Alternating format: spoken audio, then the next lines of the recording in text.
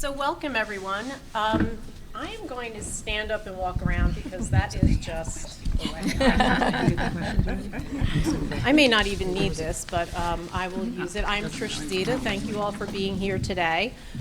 We have an esteemed panel here. I encourage you to look up their biographies. It's on your app if you haven't downloaded it, and it's also in the agendas. And rather than me go through and give a detailed background on all of them, I'm going to kind of reorient us a little bit today. So we have two attorneys, two administrators, and someone who is a healthcare professional, nursing background here. So the point is they're a very diverse group of women who serve in our New Jersey legislature. And how does that translate to our panel today, which is business and women involved in government, and how do we get more women involved and make an impact? So I'm going to give you a couple of statistics to think about. So women make up, obviously, 50.8% of the population. All right, we'll go to 51. 51, we've earned it. Women make 80% of the healthcare decisions for their families. Women make 70 to 80% of the consumer products purchase decisions in their families and in their households. 62% of education-driven decisions are made by women, whether it's college or private school or preschool, driven solely or directly, primarily by women. So, and on the business side, 36% of all businesses, small businesses, are owned by women, and corporate America has not quite caught up. Only 11% of women are CEOs. And that is not in the major top 100 corporations. So fast forward, let's talk about the legislature. Give you a little statistic. Congress, 25 of the 100 women in the US Senate are women. And out of the 435 members of the House, 102 are women.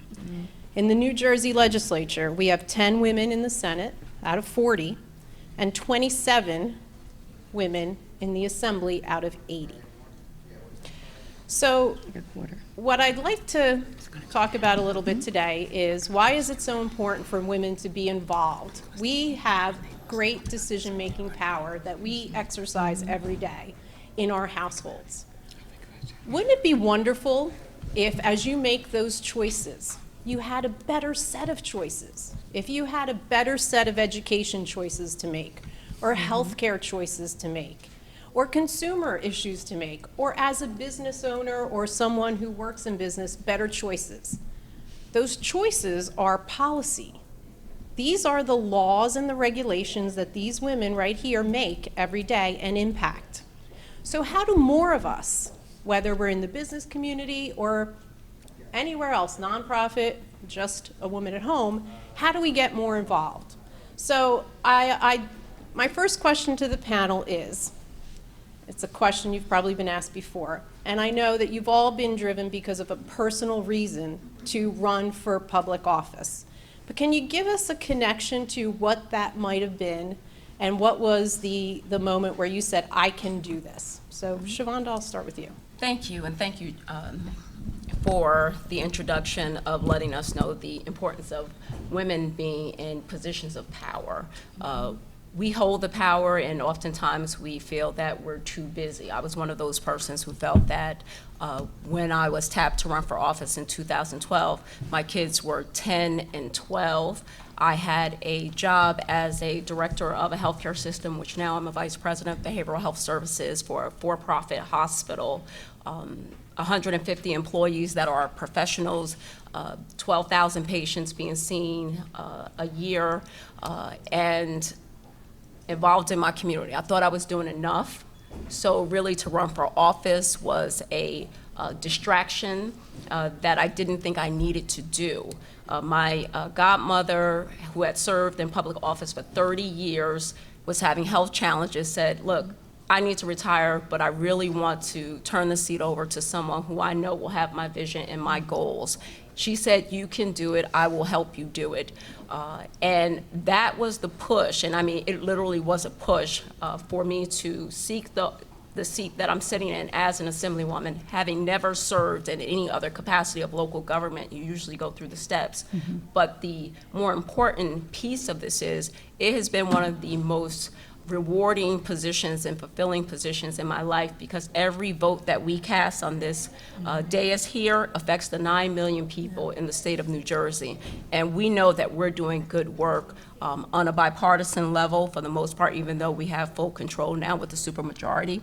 But these two ladies up here serving with us, Serena and Nancy, have been partners on key bills, as well as Verlena and Joanne. Thank you. Thank you. Joanne? So hello, everyone. Good afternoon. So I'm very happy to be here, and thank you, Tricia. Thank you to everybody. For me, I'm an attorney, and I've been practicing for 27 years, and I always felt like I was never doing enough. So basically, I always felt like I was helping people, but not. So I kept going on and doing more things till I started running for council way back in like 1998, I think it was, in South Brunswick when I lived there when I was a young attorney. And I didn't win, but it made me realize how much I love knocking on doors and really finding out like how much people were affected by like everyday things in life and how important it was for people to try to serve and help them. So after that, though, I wound up getting married, and I wound up working at the Attorney General's office, and I was terminating parental rights, and I was helping with abuse and neglect cases. And I thought, okay, helping a little bit more, but it still didn't feel like enough. And I went to school at night to get my master's in social work. I finished that while my husband was going to Brown, and I started a day treatment program for children and families. And I still never felt like I'm not doing enough. What is it? What is that urge? Like, what do I feel like I have to do? And I realized when I came back to New Jersey that I really needed to like be closer to making policy, to changing the things I felt were wrong, that if I just talked about it all the time, who's listening? Like, what's going on with that? So I felt, let me just join my party, the Democratic Party in Monmouth County.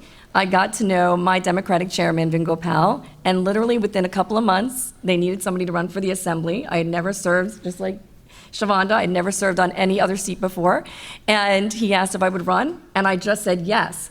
And I would urge women to just say yes, because I think we tend to think too much about it, because I only had a 4-year-old and a 5-year-old at the time. A wonderful husband who was extremely supportive, and you do need a supportive partner in your life, somebody in your life who's gonna be there and help. But you know what? You do it for them too, because you want the future to be good for all of us. So that's why I did it, and I love it. I love being here helping everybody. So good afternoon, everyone. My personal story is a little different. So I was a parental, what do they call it? Parental caretaker for my nephews. My brother has 6 children. I was single. I had just graduated from college, and we needed someone to help out with the kids. So I took the little kids. I had a 3-year-old, 5-year-old, 6-year-old, and 7-year-old. Now, I'm the super auntie, right? I don't have any children. I'm the fun aunt. We can do it all. And so I had these kids with me. One day, my car broke. So I had the 3-year-old on my hip. I was taking the bus, and I had to go get the other 3 kids from aftercare home so that we can do, dinner and everything. My nephew, who was staying with my mom, was about 12, and he was walking home from school, and he couldn't get home. He was like, "Auntie, I can't get home. I'm being bullied." So I knew some friends that were teachers and principals at the school. So we got him home the first day. The second day, same thing. Bus stop, he's calling me again. I can't get home. Now, you think of your loved one, whether it's your brother, sister, aunt, uncle, or grandparent, and you say that name in your head 20 times. I'm calling and calling and calling, and I'm saying my nephew, Tyreek, can't get home. By the 20th phone call, I was so frustrated. I was so livid because I was a social worker. I had a master's degree. I know who to call. I'm making all the calls. I'm doing everything I'm supposed to do on the bus stop.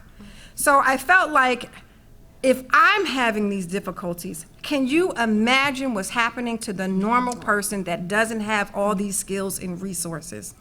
So fast forward, I write letters to my council person, I'm reaching out to the superintendent, and I'm CCing everybody, right? Because you're supposed to put it in writing. Now I'm not getting return calls or anything, so I'm gonna go to the meeting. So I go to the meeting, he wouldn't shake my hand, he didn't acknowledge me, and it was very passive, like, you know, whatever. So I said, you know what? I'm going to start going to the meetings. We resolved the bullying issue, but again, I'm still so frustrated at my representative. I was like, I have to do something. And he had been in office for a long time, like at least 15 plus years. I said, I don't care. I'm gonna run because if I'm getting rejected like this, I can't imagine how everybody else is being treated. And we have a large constituency. I'm from the city of Trenton, and so this was just happening on an ongoing basis. So I went to, actually my friend is here. I called her and I told her I'm going to this ABC meeting. She's like, what are you doing that for? I said, I want to see what's happening at these meetings, and I'm going to start going to these meetings. And he's going to acknowledge who I am and the issues that I have. And so I did. I started going. I started trying to figure out what's happening. And then one day I just made the decision. I don't care how long he's been in office. I'm going to run. And so I did that, and I started going to community meetings. And as you said, just do it. So I'm a life learner. I love to learn. So I took some classes. I did some workshops. I did the Ready to Run course. And, you know, I wasn't out to, I wanted to win, but that wasn't the goal. The goal was to make sure we connect services to the community. And that still is my #1 goal, even at the Assembly. So I did win, and I'm here at the Assembly, but we have some more questions, and so I don't want to give it all away. But that passion, that, I don't know how to say it nicely, but that pistivity that you feel is what I take with me when I go to the legislature and when I go out to fight. It's that fire, it's that passion, it's that purpose that I take with me in all the decisions that I make. So if you have that issue or you have that problem, then go for it. Run, whether it's on a school board, a planning board, a zoning board. There are so many opportunities. Boards and commissions are always a great level to be at the table and help us make decisions to make our communities better. So thank you so much. Thank you. Hello, everyone. My name is Serena DeMasso. I represent Monmouth County, not this area. Joanne has this town. Yeah, I have District 11. the town right across the road. But I got involved because my school district was going through some really traumatic times, turmoil, 33 supervisors, high school principals, the superintendent. It was like a revolving door. So I was parent group president at that point for 6 years, and I just said, you know what, I'm running for Board of Education because I have to fix this. And the deputy mayor at the time came up to me, and what's strange, because it was back in the late 90s, 99, 2000, he said, I think you could make a bigger difference on the township committee, and you should run for the township committee, and someday you could be mayor. So I said, oh, I don't know if I could do that. That's a big commitment and what have you. So quite honestly, he went to my husband and then talked to my husband about me doing it. And I thought, okay, well, this isn't working out. Like, I don't need permission to do anything. But I had 4 children that were 10 and under. So it was, it was going to be a big family commitment. It was going to be all of us all in, or, none of us in. So, and then I had to run in a primary because at the same time the township committee was in self-destruct mode. So I had run in the primary, I won the primary, and lo and behold, I became the township committee woman, and then a few years later, I actually did become the mayor.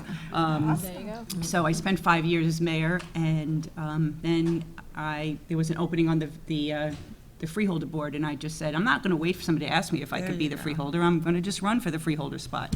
And one of the most proud moments is that I was running against 3 men, and I beat them all actually, there were 486 people voting. You needed 50% plus 1. I had 243. Okay.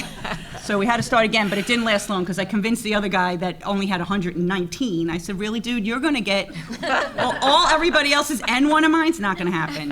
And so after the voting started, he gave up a little bit and then said, all right, you can get called uncle. You should have called auntie. So, and then again, when the opportunity arose 2.5 years ago, when Senator Carrillos was stepping down and then Assemblyman O'Scanlan was moving up, I said, nope, I'm going in that spot, and here I am. So they're right. If you have an opportunity for whatever it is, if it's not an elected office, in 2004, I was in the Chrissy Todd Whitman Excellence in Public Service series, and we had women that were elected officials and not elected officials. And Ginny Littell, at the time, great woman, she said, if you can't be the queen maker. So I've carried those words with me, because there are days where I'm not the queen, although I don't like those days, but I'm happy to be the queen maker and move somebody else up. And so so keep that in mind. If you're not the person who wants to stand out in front of the cameras and also stand out in front of the bullets, because, right, ladies, there's bullets. It's not all camera and lights, but if you want to be the person standing behind the woman making a queen maker, you can be just as proud of yourself. So that would be my advice. Nance has a great story. Yeah, hi, everyone. I'm Nancy Munoz. I am District 21. I live up in Summit, so I think besides Shavonda, we came the farthest to come down here, but we're happy to be here and to speak to all of you. And like the rest of the people on the panel, I got here a different way than many. I moved to Summit in 1989, which is 30 years ago. I have 5 children, and I became actively involved in my community from the very beginning, even though my children are 5 and 9 years. They're now 26 to 35, so I've weathered it, and I'm now the grandmother of a 3.5-month-old who lives in Boca, so I have to, I know it's a hardship to go, but I also have a very big job here, so I have only seen her twice since she was born. But my husband was a trauma surgeon. He was Eric Munoz, and he was at University Hospital in Newark. It's now the Eric Munoz Trauma Center. And he was very involved in politics at the local level. I was the PTA president at all 3 schools. I was head of the President's Council. In Summit's unusual town, they have an appointed Board of Education. So even as involved as I was, you had to be appointed. And I'm a Republican, and at the time they had a Democratic mayor, and he said, no way is Munoz going on the Board of Ed, which actually I was really glad about, mainly because, unfortunately, my husband had a sudden death. He woke up one morning on March 30th, and he said to me, something's wrong, and several hours later, he died in the operating room at University Hospital with his colleagues and friends there crying, and us, me and 5 children also crying. But he and I had many conversations. Part of the reason that he was on council and then he was in the assembly from 2001 until his death. And what he saw, and I come at it, because I'm a licensed nurse, not practical. I have a master's in nursing. I'm a licensed registered nurse with a master's as a clinical nurse specialist. And what he found was that health care and the delivery of health care is impacted greatly by legislatures. And he said to himself, I need to change. I need to be involved. I see Sonia back there. Sonia knew my husband a long time ago. My husband had 94 peer review articles published, and what he was 25 years ahead of the curve on publishing about disparities in how people were getting cared for. He did like the seminal work on how minority women, Hispanic and Black women, were not getting lumpectomies at the same rate as white women because there was a huge disparity. But this was done 25 years before anybody else was talking about this. I still have the journal. He was published in JAMA, New England Journal of Medicine. So he understood clearly the impact that legislators and legislators have on the delivery of health care. And we had many discussions, and as everyone on this panel will agree, if a member of the family serves, the entire family serves. My husband was very gracious. We have a welcoming home in Summit. Since my children were this big, they would go to the door. We'd have a fundraiser at my house, an event at my house every month. And so we discussed this greatly. And one day he had his chief of staff at my front porch, and what would happen if something happened to him. And he said he knew by my face that he wasn't going to get the job. He was that I was interested. And my husband, we had, like I said, 5 kids. I had 1 in medical school, 2 in college. I was going back to school to get another certificate as a school nurse, and my husband was paying for my nephew's schooling and my cleaning lady's daughter's schooling. So there were 6 tuitions, and he said to me, "What are you doing? Like, you're killing me." And I said, "Well, in case something happens to you." And he said, "If something happens to me, you can run for my seat." And I had, so that was sort of there, and he wasn't sick at the time. And when he died, someone said, "Do you want to run for a seat?" And I said, "Yes." And I bring that perspective. Again, just like Shavonda and others here had not been in elected office before, but I bring the perspective of a professional healthcare provider with me. I'm a member of the Health Committee, I'm a member of the Budget Committee. I'm on the Council of End-of-Life Issues, and I'm right now dealing with a mother who is 92 years old. She has cancer of the esophagus and stomach. She's at my house in hospice care, so I'm navigating the healthcare system as a provider, as a consumer, and as a nurse. And I understand that, and I bring that with me to the legislature. I think this is critically important.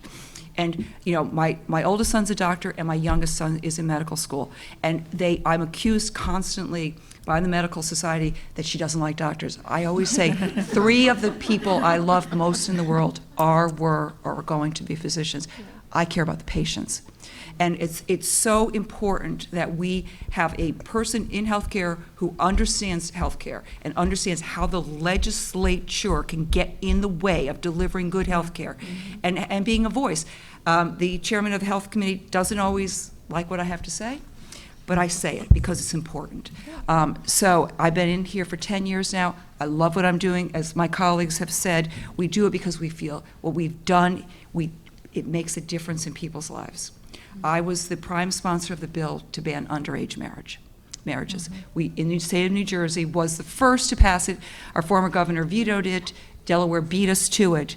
But I was persistent, and I wasn't going to allow young girls, mostly, to be sexually abused by older men who were doing it for the wrong reasons. My other proud moment is one of my anti-stalking bills. Having my teeth cleaned, my dental assistant said, our dentist's daughter is being stalked to the point of it was just awful. She had to flee to another state, and he still found her. And so the legislation is now in place that you get one bite of the apple, and then after that, you go to jail. So those are the things. We hear the stories, we hear what our constituents have to say, we listen to them, and we bring a perspective that may be different from men. Men may do the same thing, but we bring that perspective as a mother, as a grandmother, as a person who actually listens while she's getting her teeth cleaned. My husband was a great surgeon, but he wasn't a good listener.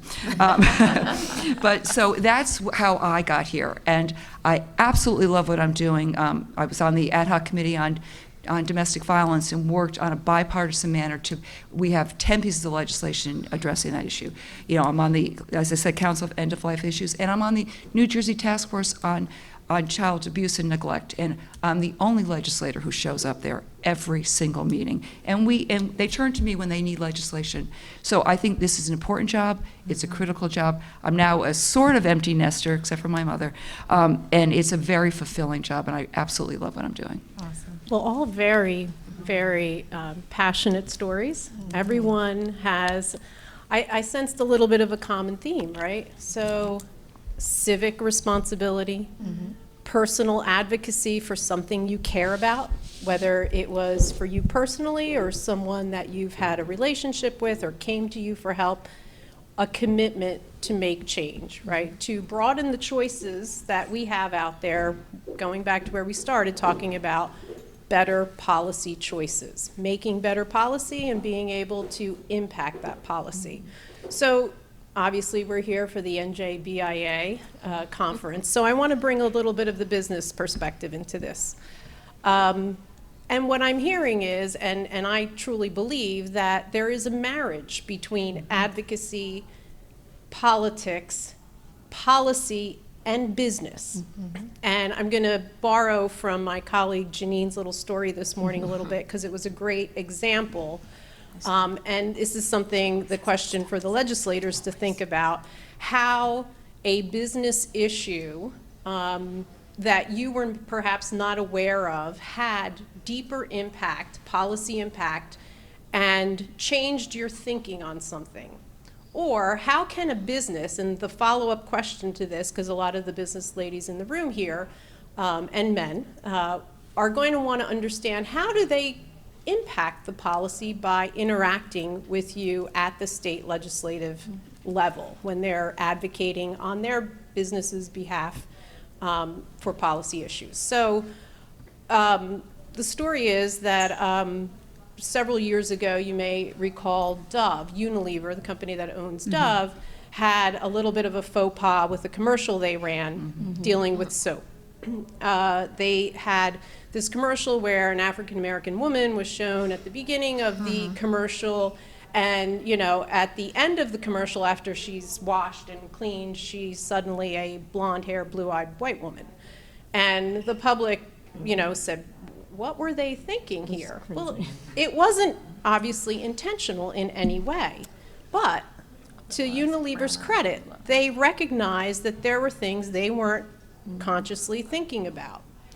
And so fast forward for many years now, for over 10 years, they have tried as a business to incorporate social values that are not often spoken about into their marketing and into what they're doing. So you may recall, I guess it was about a year ago, maybe a little less, here in New Jersey it happened. There was a young man who was in high school, a wrestler, and he had to make a decision on the spot there that if he wanted to participate, he had to have his dreadlocks cut off. He had minimal time to make that decision. And it was horrible. Everybody in the room didn't want him to have to do it, but they said it was the only way he could. So Unilever is now going and sponsoring something called the Crown Act, and they're going from state to state. I have the benefit of working with them on this, so that's why I'm familiar with it. So legislation that wouldn't allow discrimination in this situation based on someone's hairstyle. Unilever, to their credit, has done a good job of recognizing that community and things as simple as sports and our local folks are all interconnected to their bottom line. And it's important that businesses advocate and interact with the legislature at that level. So, two-part question. Is there a business issue that perhaps you weren't aware of or had a particular feeling about that you either wanted to advocate for, or perhaps after hearing about from the business community a different aspect of that issue that you changed your mind, and why? And then also, how can business leaders, women, and just women who want to impact the legislative process make that change? What's the most effective way to get you to listen to what they have to say? So I'm going to turn it around a little bit. I'm going to start with Relina. Oh, awesome. I would say for me, I recently learned about the opportunity zones, so that deal with poverty, urban areas, and it's through the federal act that they have these economic opportunity zones. And so what we're trying to do is make sure, for example, Trenton has 17 opportunity zones. And so as a legislature, I'm trying to talk to businesses all the time about investing in the capital city. The hard part is we have to also get into all levels of government to cooperate together and work together. And so you have your local government, your county government, and then your state government. And so sometimes there are challenges on different levels for whatever reason, but we know that the money exists there. We know the impact that it could be successful for the capital city. We know we have properties and projects that we want to implement, but sometimes, change is hard. Understanding new legislation that's available, understanding the business process, understanding what opportunity zones are, capital gains, and how it can be helpful to you in the long run for a business. But it's also, we want the community to have a voice in it as well. And so I did say the 3 levels of government, but the community is also a big part of it. I've worked on projects where we had a developer that wanted to come in, but the community didn't want it. And so unfortunately, they shut the project down. Now, this building had been vacant for a good 20 years. They didn't want the project, they shut it down, and then that property stayed vacant again for another 20 years. So I think, we failed the community in terms of supporting their vision and idea of what they wanted to see.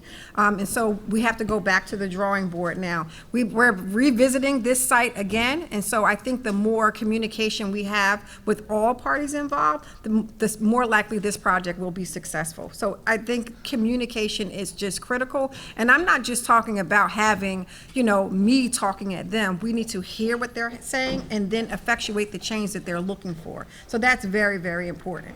So I hear you're saying that it's effective when those that engage also engage the audience, your Absolutely. community. And so when you hear from your community, that helps you make decisions. Absolutely. Okay.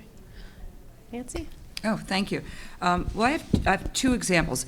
I'm a member of the Disparity in Procurement of State Government Commissions, and if you don't think that that's a mouthful, it's also, it can be extremely, I don't want to say, it's a long meeting. How's that for a euphemism? But it's a really extraordinarily interesting process. I've been on it for a couple of months now. It's Senator Rice's legislation.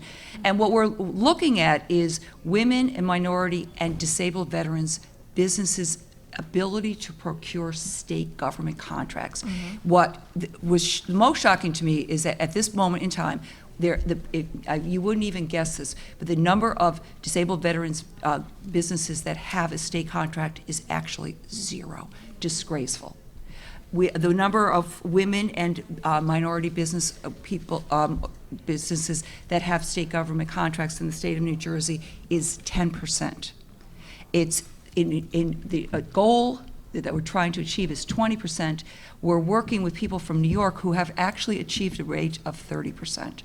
And what we found through this commission is that the procedure is so onerous. It's onerous because these massive corporations or these massive businesses that are long-established family businesses have a grip on these contracts. And we're talking about major contracts from whether it's W.B. Mason providing your paper to a small law firm or another firm, an engineering firm, a firm that's as low a number as, not that's a low number, but a $200,000 contract. And so how can we make a difference? And number one is that the application process, if you make an error, and it's really overwhelming, and they're actually having they're meeting at this moment. The reason I'm not there is because I'm here, and is to help small businesses to navigate through this situation. If you make a mistake and check off a wrong box or forget to check off a box in the application process, you're bumped out. You're out, and you've lost your ability to bid for a contract. We need to do a better job. Shamanda's on this commission as well. We meet monthly. We're going to start in January, as long as I'm reelected, to meet bi-monthly because we have an obligation to report back to the legislature.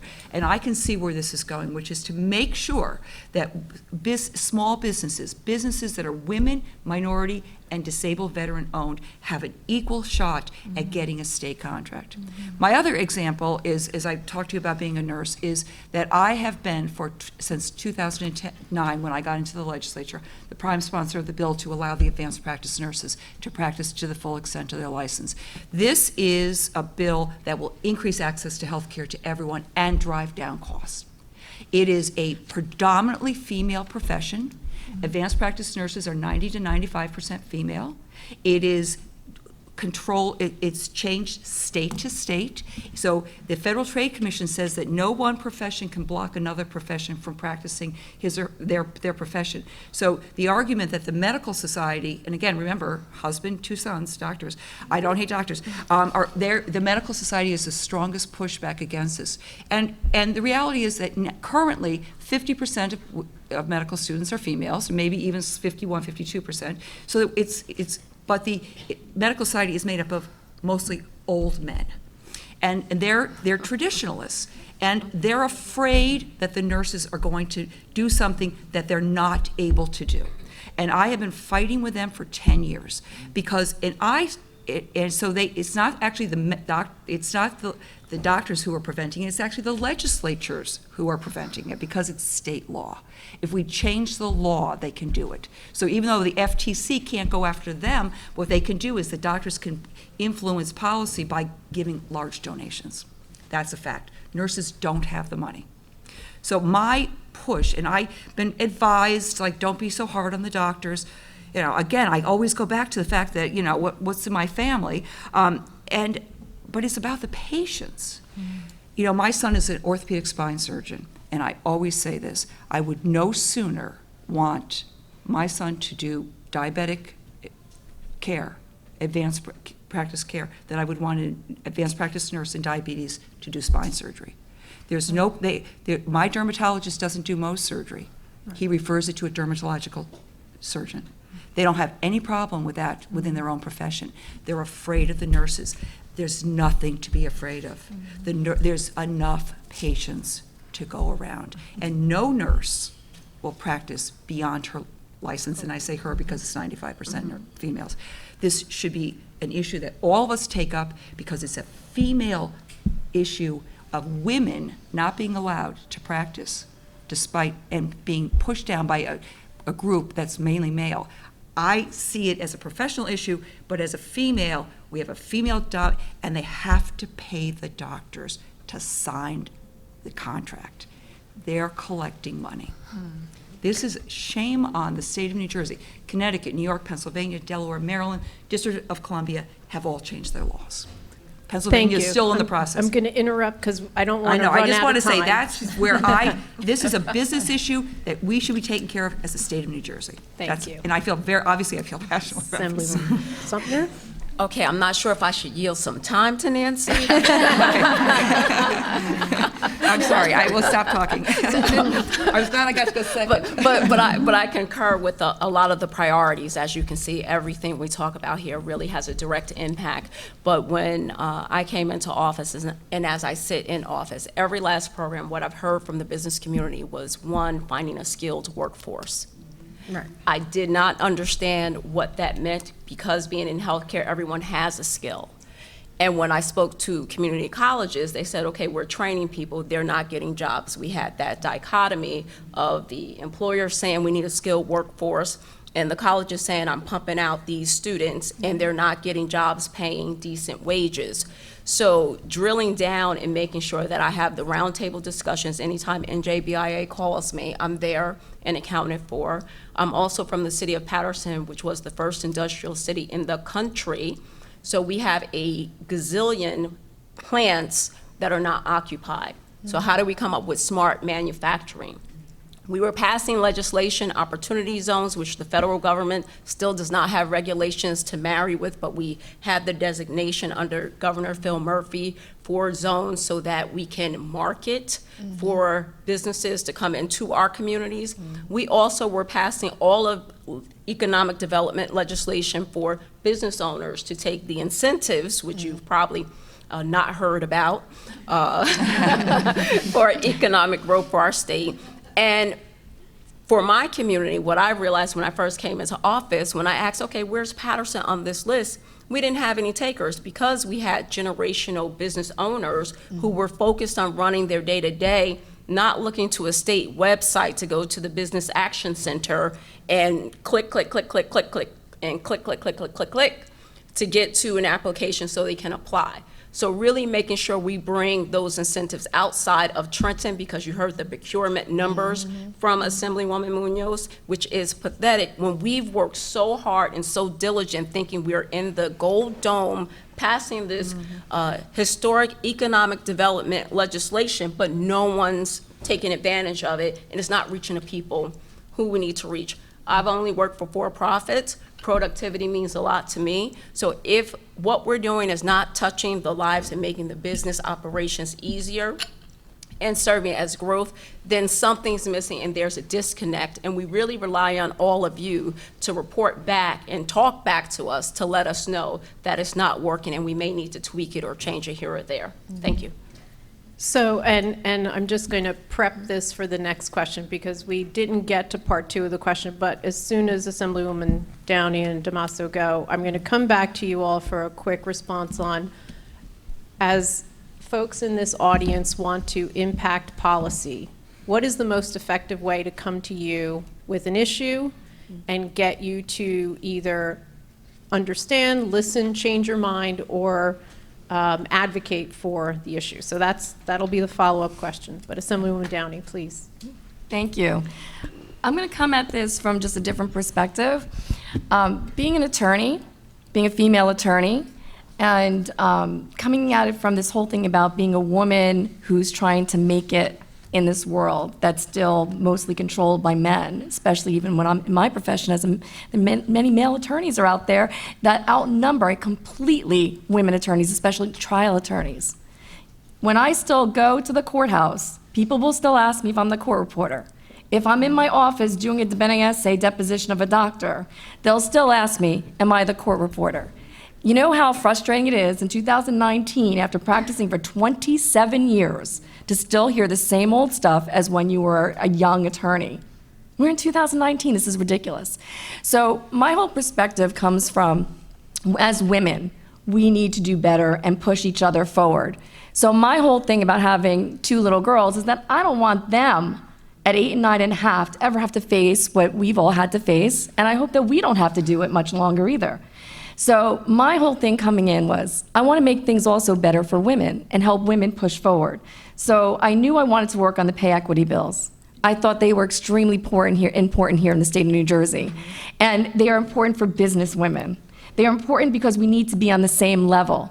And not only that, but I realized we didn't have a tool, because you could talk about pay equity, and we can have all kinds of things in that bill. But if we don't have a tool to make sure that we can try to get there, then it's very hard to be able to enforce it. So that's why I wanted my salary history bill to go through, and it took a while, because the business community, especially I have to say on the male side, were not happy because they were convinced that this was going to ruin businesses, that this was going to create all of this litigation and all these problems. Problems? What? Just because we deserve to get paid equally as men? Are you kidding me? If you go, and you know, I still go back to the whole thing about the argument in the past was so ridiculous. Why did men get paid more? Because they were the heads of the household, right? People are still saying that all over the country. Men are still saying that all over the country. Legislators all over the country are saying that. It is insane to think that now that women are not heads of the household, and who cares? I will go as far to say as, who cares? Because whether you are or not, you went through the same education or the same experiences, or you did whatever it took to get to your position and obtain that position, and you should be getting paid the same as your male counterpart. And that's the final word on it. That should be it, right? So that's why the salary history bill is important, because it puts us on a level playing field. When you go for a job, they can't ask you what you were making before, because we were usually making less before. I know I was. And to carry that forward, every single job application, every single interview is horrible, because you knew you weren't getting paid enough before. And now you're going to base my new salary on that, when you probably have a whole heck of a lot more money there to pay, and I'm not even going to get anywhere near it. So that's why we need to be on that level playing field. Now, it's different if you were making less. See, the bill, I worked on it with the other side, and this is how you get to work on it with others. So I'm going to kind of switch into your last one a little bit. It took a little longer to get it through, because I agreed that, you know what, it helps men too, and let's do it this way, so that this way everyone really benefits from it. Because why should anyone who's been out for any period of time, they were laid off, a veteran who comes back, anyone who has been home, maybe men were home taking care of kids, right? And or you just want to get a foot in the door, right? So you took a job paying less money. Why should that have to carry forward in every job? And so that's why this bill really helps everyone, because the second part of it makes sure that if you're a woman or under a protected class, it goes to the law against discrimination, and the fines are much heavier. I allowed for us to take away some of the other things under the law against discrimination to help the people who were concerned, especially a lot of them, like I said, the males, who were concerned that there were going to be more lawsuits. Because as an attorney, I know very well that that's not going to be the crux of what causes that lawsuit. I know that I'm safe doing that because the lawsuit is really from the discrimination that you'll have to prove, which is very hard anyway. But if you have witnesses and you have emails or whatever it is to show to back you up, it's not the question about what you were making before. It's really just going to be an extra. That, oh yeah, well, they did ask me what I was making before. It's not going to be the thing that causes the lawsuit. So we were able to do this, and I was so proud of it. And the thing is that that's the kind of thing that we want to remember, because guess what happens? When you retire, your pension, your Social Security, whatever it is that you've been saving all these years, women have lost about $500 million over their lifetime on average for not getting paid what they should get paid.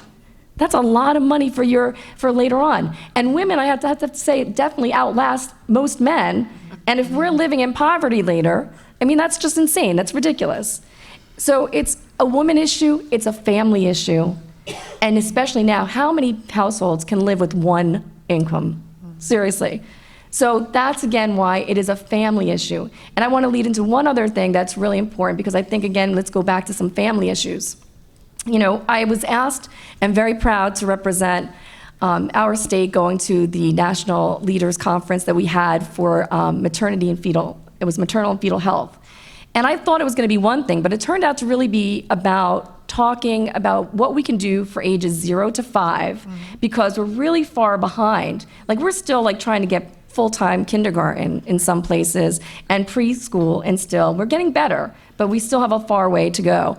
And the thing is that 0 to 5 is so crucial, especially in very low economic areas, because as the person who spoke to us from the Federal Reserve Board basically said, you are going to save so much money if you put it in at the front end and you pick up these kids at the beginning and help them and push them forward so that they can be out of the system later. They won't be in the system if you catch them now and get them on that right path.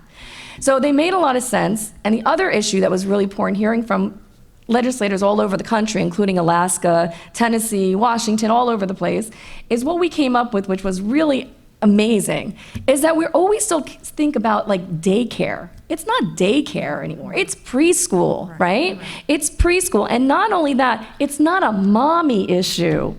It's a family issue. It's an economic issue. And we need to speak to our businesses in those terms of the fact that when we talk about good preschool for everyone, that is an important investment so that all of us can do well. Our children can do well, our women can do well, because we can go off to our jobs and earn lots of money knowing that our kids are being taken care of by good people with good credentials, and that's really important for everyone in the family.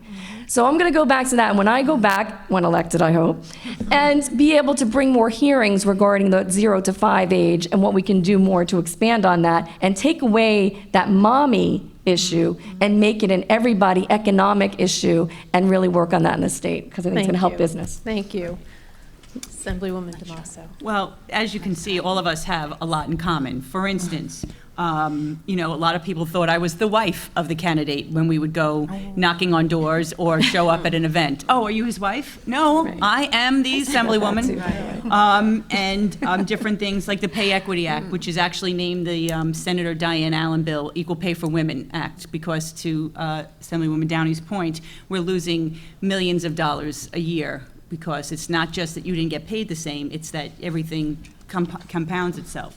And I was proud to be on that bill as well and actually be there for the signing. So we all have a lot in common, but one of the things that I'm most proud of is that this year I'm the president/chair of the National Foundation of Women Legislators.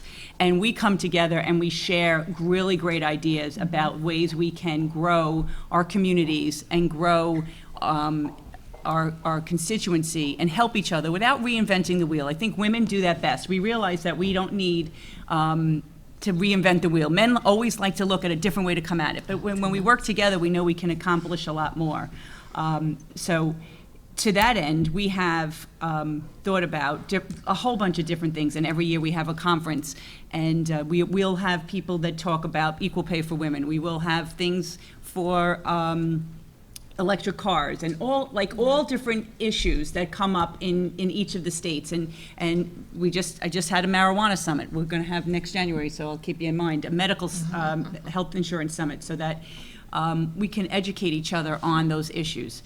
The thing that changed, that I kind of changed my mind about a little bit, is the pilot program, pilot in lieu of taxes, payment in lieu of taxes, because I thought, well, this is the way we help businesses come into our community, but then I started to find out that it's homes and people that are, the school districts are really suffering, because the way it works is that the town keeps all the money, and they don't have to give any money to the town. They give 5% to the schools. They give 5% to the county, and then we're done. So being in the assembly and having these hearings go on, I learned more and more about it. And so that's something that we need to look at to change. We can't change it for businesses because we have to have these economic zones, as Verlina said, but we need to change it so that if it's affecting the school system, then there has to be a way that the school system gets a refund, gets money from that, because that's hurting them. So, when we did a pilot program in Homedale, which I'm really proud of, Bellworks, which we had a whole bunch of people come, and we sent away some really good prospects, but in the end, it didn't take 20 years, thank the Lord. But it took about 7 or 8 years to get a good, and it's now actually a national model. It's called a Metro Burb. It's a national model, and they're going to do one in Chicago next. So it's really a great thing that I felt really happy to be a part of. To answer your question. Yes. I have an open door policy, as I'm sure every assemblywoman and most legislators should have. If you need to effectuate change on something, you want to know about something, you want to tell me, you want to call up screaming mad, well then just 732-444-1838. So just call us up, and we will be happy to have you come into the office, sit down and meet with me. Sit down, and if you just want to just vent, well, that's good too. But that's the only way we know what you're thinking. Send us an email, call us up, stop me in the supermarket, wherever. It takes me 3 hours to do supermarket shopping, so whatever you need, it's fine. So thank you. We are accessible. Thank you all. So I'm getting that we have 10 minutes left, so I want to open it up to questions, and then I'm going to do a quick speed round and try to get that question answered about what is the most effective way to communicate with you to make our points. So, does anyone have any questions for the panel? Yes. What would you think if you could just snap your fingers and make a change in public policy regarding women in the workplace? What change would you make, like maternity leaves or equal pay or Me Too movement? I would make sure women are CEOs of every company. Yeah. We'd vote for that. We'll all vote for that. I think we're doing a good job already, because we've done the Equal Pay Act. We have just recently passed the sick day leave and Expanded family leave. Right, and all of those. So I think right now we're on a good path. And I think if I could snap my fingers, I'd keep us on that path. It's sometimes a little bit hard. As you heard, there's only 27 of us. We already know Amy Hanlon is not returning, and they replaced her in Monmouth County. My running mate is a male, so we might be down one already. So it depends on what happens. And can I just add one thing to that, just one quickly? The thing was the Family Leave Act, the expansion was so important because I worked for a small firm, and I remember coming in thinking, we have to change that because it was only 6 weeks that you could be out, and we didn't have maternity leave. So basically, when I was out of work, and I was the head of my household, I was making more money, and if I was out, we weren't going to make the mortgage. We weren't going to be able to pay the bills. So, and the money you get from temporary disability was not enough, that maximum amount of $500-something it was then. So it was crazy. So I knew that we had to expand it, so I'm very proud that we expanded it to 12 weeks. I'm very happy about that, and we increased the amount of money per month, which is awesome. So yeah, we'll keep doing that, don't worry. We're here, we're gonna be doing that. Another question right here? I have an aging parent who this past year unfortunately had to go to long-term care. She's still alive. She's still kicking at 100. Oh, God bless. That's awesome. Yeah. She's doing very well, but I really would like to become more of an advocate on behalf of aging seniors and getting the word out more about the benefits, the programs, and getting them better care. The doctor, the nurse, the aid situation in Monmouth County and all of the state is terrible. I'm told it's bad all over. It would have been better, now that I've seen both sides of it, if she had stayed at home. In the state of New York, I'm told if you're on Medicaid, you can get 24-hour care aides on Medicaid, and in the state of New Jersey, you're only allowed 40 hours a week. If my mother was allowed more care at home, she would have had a better quality of life. I'm not saying she's in a Hackensack Meridian facility and the activities is wonderful, but the quality of life is. Sure, she was in Asbury Town, which is a fabulous, her own apartment, and it would have been better. So where would I go to get more involved? I go to the facility, I call up places. I've investigated everything for myself, and now my friends will come to me. But I want to get more involved because myself and my friends, as we age now, we need to make it better for us. So I want to get started now, where I see, their parents have died. My son-in-law is still alive. So how can we get more involved? So where do you live? In Monmouth County. Okay. But which town? Which district? Monmouth Beach, right here. Okay, that's me. So you would call there's Marie Lena. Yeah, I'm gonna say you're a We- winner. So You're there you winning go. today. You hit the jackpot. So we'll give you our card. We'll talk to you. My husband actually is a geriatric doctor. So yes, I know that his practice is booming because of the number of people that are living, And by the way, geriatric starts at 55. Which is awful. Oy. So I think this is actually a great So that's what it place. is. Yeah. And I'm over 55. Yeah, I think this is a great place for us because we do have to wrap up, and please connect with her legislative aid. I'll take care of But, you. so we've heard personal stories. We'll wrap up on this question here. Personal got stories, Nancy. She'll be right with data, we've talked about statistics, we're fed up, we're fired up. How do we get actual change in the most effective way? Is it, and it may be different what moves each of you individually, but give us that example. And I'll start right here with Assemblywoman Sumner, and we'll go right down the line. So I believe you get actual change by getting involved. You all being here today is a big part of that commitment, and I would say carry it forward. You have trade associations. If you cannot go to every hearing in Trenton, Tricia's there. I see Christine in the back with the Insurance Council. Chrissy's in the back. We don't get involved enough and may not feel that we can afford the membership fees. It's a good investment, and I can't emphasize that enough because you'll stay informed and alert on the issues that are impacting your business and your daily lives, and they can advocate for you when you can't be there. When you can be there, personal stories, me seeing you face to face versus me having to find time to try to read, because this is harder than college reading material. We have information coming at us like it's coming through a fire hydrant on very high level issues and policy decisions that you all are the experts on. I'm in healthcare, I'm in behavioral health, so I don't necessarily know about smart manufacturing and the technology and infrastructure and energy needed for that, but I have to take time and listen to experts and be honest. Tell me who's against it, tell me why they're against it, and be fair in knowing that everyone's not gonna come along, and be willing to negotiate. We're at a point in society where it's all or nothing, and there's no middle ground. We gotta find the balance to get to the right choices. And thank you for having me today. Assemblywoman Downey? Well, I would agree with most of the things that Shavonda just said. And also, so what the thing is, I do agree that everybody out there is an expert in different things. And so our best ideas come from all of you, from all of our constituents, everyone out there. And when you know a specific field, and you know there's a problem, or just from your personal life, you know there's a problem, that's when you need to come to us. And we want to hear, like you said, those personal stories. The personal stories matter. And then we might even ask you, you know what, but how much of an issue is this? And ask you, especially if you're a business or some other kind of bigger group, to please provide some statistics. Show us where, or in other states where they do something different, just kind of point us in the right direction so we can get more information behind us, and so we can get behind you and really work on something. And funny enough, knocking on doors, okay? So when I knock on doors, I do ask my constituents, I say, here, I work for you, and I do these things for you, but if you ever have an issue, I want you to come to my office and let me know, because you're an expert in whatever field you're in, and I might not know about it. So come to me and tell me about it, so that this way I can help and in the best way I can for all of you. So I just think it's about being open, and you have to be also willing to do the legwork. So don't just come in and talk to us and that's the end of it. Right. If we're asking you to bring something to us or come back, we want you to do that so that we can follow up and continue working on things. And yes, sometimes we have to negotiate. So if we know we can't pass something because just nobody's going to agree on all of this, we will work together on trying to figure out what's the best way we can get something done.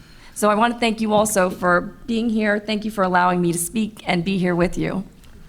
Assemblywoman Reynolds Jackson? I would agree with, I say ditto, ditto, ditto. But I would agree with everything that, this opportunity that you have here today, you're meeting with some very high-level people at all of the panels that we've had. Take that opportunity not just to meet us today, but to follow up. Most legislation comes from personal stories like yours. That's right. You know, equal pay, you know, we talk about that, we talk about health disparities. It all becomes from somebody's personal story. Your story turns into the legislation. So I would say, and if you can't come to us, ask us to come to one of your summits, one of your conventions, one of your conferences. That's another way we get the chance to hear from you specifically about what your topics and issues are.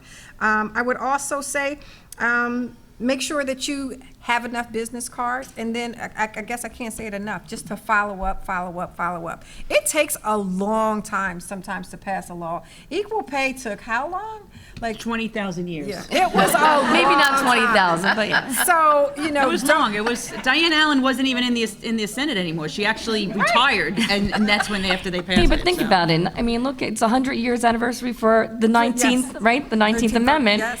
And that bill was introduced in like 1871 and didn't pass until 1919. So I think we're doing a little bit better. I mean, we're working on it. But that's what it is. You definitely have to be able to follow up. And then if it doesn't happen in this session, follow up Right. the next session. That's right. We're going to be here a long time. Yes, so the That's thing the with hope. the assembly is every Or 2 other years, people. so we start all over again. So if a bill doesn't get posted in that 2-year time period, it has to be reposted the following, the Senate has a 4-year, which I want to change that, but that's a whole nother story. But they have 4 years, so any bill they post, they have, but so we have to repost it, so you have to just stay on top of us. All of us have staff members as well, so if you can bring us some information, our staff members can maybe look into the rest of the information. We can get information from our side, from Office of Legislative Services. So, but you have to bring the issue to us, and so ditto, ditto, ditto, ditto, ditto. And thank you for having me. Yes. And I would summarize by saying, to follow up on what Shavonda said, is that remember that some bills, you have to be flexible too. I know people have very strong opinions about what they want, obviously, including me. But, lots of things have unintended consequences. And sometimes we find out about them after we put them into law, and we have to make adjustments. Remember, we can change the law. Number two is that sometimes, I think I worked with Chrissy on something where there was an unintended consequence that we, as the legislators, didn't think of. We didn't see that. So then we have to make changes. So we're flexible to make changes, and the public needs to be flexible too. The other thing to really remember is we represent our constituents. I represent the constituents of District 21. So, and we have a different population than maybe other people do. So we have, sometimes if you're yelling at us, but the people who elect us are from our district. And sometimes they may not agree with somebody who has an issue in one of the cities versus one of the suburban towns versus one of the rural towns. So we have to be mindful of that, because the law applies to all of us, not just to some people. And so when we get, and we also get lots and lots and lots and lots of emails from people who aren't in our district. We do go through that. If they're from Homedale instead of Summit, we say, thank you very much. But we do keep the note, meaning that, again, we represent certain advocacy groups they start this phone chain, and they don't even know what they're calling about. And if you ask them, they don't know. And where are you from? They won't tell you. So it really, you have to remember that your representative, your legislator represents we represent 220,000 people in our district, and that's who we represent, and we're working for all of you. But we hear from them. Otherwise, we're not going to get every bill we reelected. pass impacts the 9 million people That's in right. this state. Every bill. But I our still decisions represent are everybody. based Wrap on what our up. constituents think. So what But we still heard, represent everyone. Yes. personal stories matter, follow up, statistics and data matters, be fair, be honest, Yes. and to go back to what Amy Mansue said, be kind. Let's all be kind to each other as we disagree or agree. And let me say, we are all very lucky to have these amazing women as our legislators here in New Jersey.